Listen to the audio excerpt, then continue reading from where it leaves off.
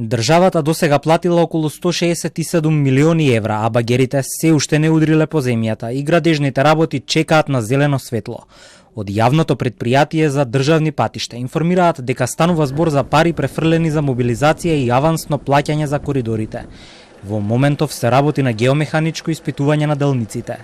Ние продолжуваме со плаќањето кон Бехтел и ЕНКА според договорот што го имаме подпишано и според програмата, финансиската програма што беше одобрена од страна на влада. До сега се исплатени околу 167 милиони евра.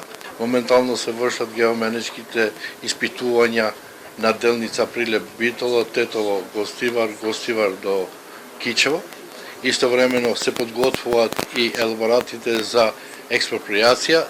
Договорот со Бехтел и ЕНКА беше подпишан на 8 март годинава. Проектот за изградба на коридорите 8 и 10Д тежи 1,3 милијарди евра и опфаќа изградба на вкупно 110 километри автопат. Рокот за изградба е до 2027 година. Од државни патишта велат дека најдоцна до утре ќе бидат одобрени сите проектанти за трасите и патните коридори.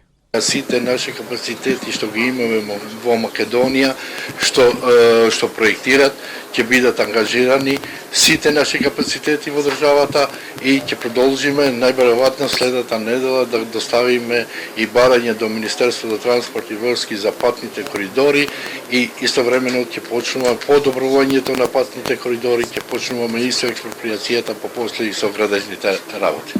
Претходно во јавност излезе информацијата дека поранешниот министер за правда Михајло Маневски на 30 мај поднел кривична пријава против премиерот и повеќе министри и функционери, поврзани со подпишувањето на договорот со Бехтел и ЕНКА. Ги пријавил за делото злоупотреба на службена положба и овластување.